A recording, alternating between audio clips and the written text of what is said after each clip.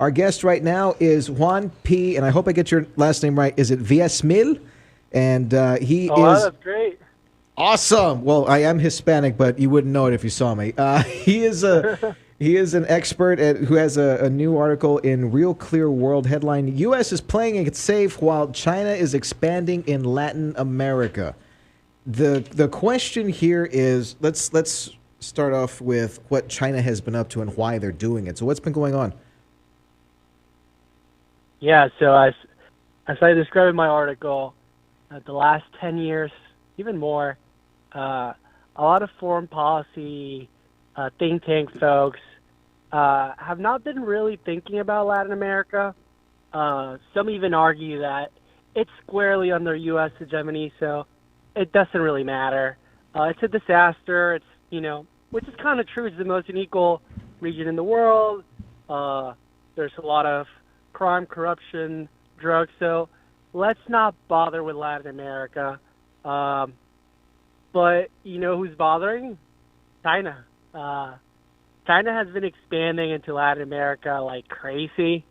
I specifically focus on critical minerals, although it's true of telecommunications, it's true of oil, it's true of so many industries.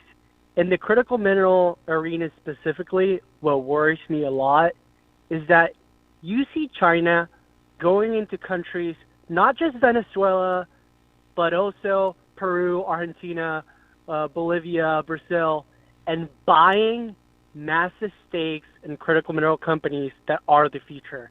As the world changes, as batteries become even more important, those critical minerals will define who leads the next industrial revolution. And if the U.S. continues to, be inactive in Latin America specifically, where critical minerals are vast, and China controls the resources, then we're probably not going to win the Industrial Revolution. I refer to President Biden as President Sleeper for many reasons, and this might be another one to add on to the list.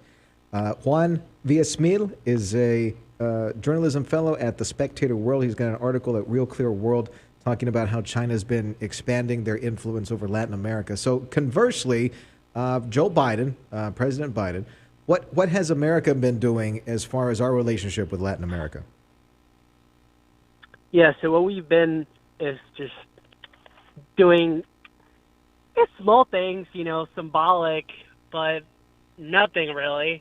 We introduced the MSP, which is strategic partnership in regard to critical minerals.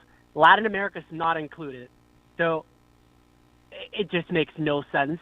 Like Latin America, in Venezuela specifically, they opened the first and biggest in the region coltan refinery mine. When China bought stakes in Peru for lithium, now they control close to 50% of the world reserves in lithium. You don't need to be a chemist to know what lithium is. We all know what lithium is. It's a really important resource. And China just controls it almost all. And then you see Europe, for instance. Europe is trying to make some cool deals with Latin America, with Mercosur. And the U.S. is really not doing anything big with Latin America at all. 71% of our trade with the entire region is with Mexico alone. And every other country in Latin America, China is leading. I don't remember, I think it's maybe in South America, I think it's Colombia, the only country where the U.S. still has a lead. But aside from Central America, in Venezuela, in Peru, in Uruguay, in Argentina, and Brazil, China took over. They took over in the last 10 years, and they keep rising. That is fascinating because, come to think of it, I never see any headlines or stories about our relationship with any of those countries. Come to think of it, even with the illegal immigration topic, and you have all these people from the Latin America countries coming over here. Still, you don't see any, hey, we're talking with them at least, and we're trying to get some answers, and we're trying to come up with solutions. Like, I can't remember the last time the border czar, Harris, showed up.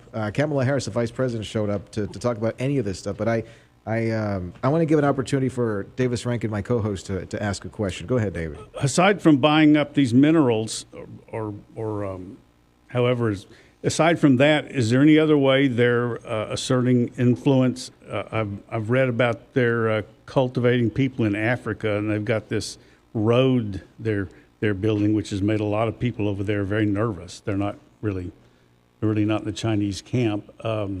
What else are they doing in South America that you know of? Yeah, so I focused on critical minerals from this article, and I've been doing a lot of work specifically on Venezuela, and the amount of Chinese influence is just like immense. I don't even know how to put it into words. Some people talk about Iran, and of course Iran plays a role, but China and countries like Venezuela, it's the country, the country that in Latin America that China's investing the most in, according to Freedom House, is Venezuela. Well, it makes sense because the government there, I don't know what to call them, but they're definitely anti-American. I suppose and anti-Western by definition. Yeah, extremely anti-Western, and China takes advantage. And the thing is that there's been some people within the foreign policy establishment. They have I don't know how to put it into words. I think it's like a degradation kink. Like, they hate being Americans. They're traumatized with being called El Imperio by all these autocrats in the South, and they just like cannot put into words like, hey, what's happening in Latin America is really bad. It's a national security concern. We're talking about what's happening in the rest of the world, but what about our own neighborhood? They don't talk about it because they're scared because they took some classes in college and now they think that the U.S. is responsible for everything that has happened in Latin America. That's not how Latinos think. That's not what people in Venezuela think.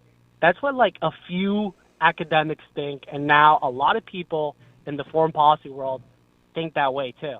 Last question for Juan Villasmil, who is a journalist at the Spectator World. He's got an article in Real Clear World about the relationship between China and Latin America and the U.S. and Latin America. So let's talk about 5-10 years into the future. What's end game for China in this instance, and what's end game for the U.S. in this instance by comparison? Yeah, so in the next years, what's going to happen is that China is going to continue to gain influence unless we do something. Not only Latin America, but as we know, in the rest of the world.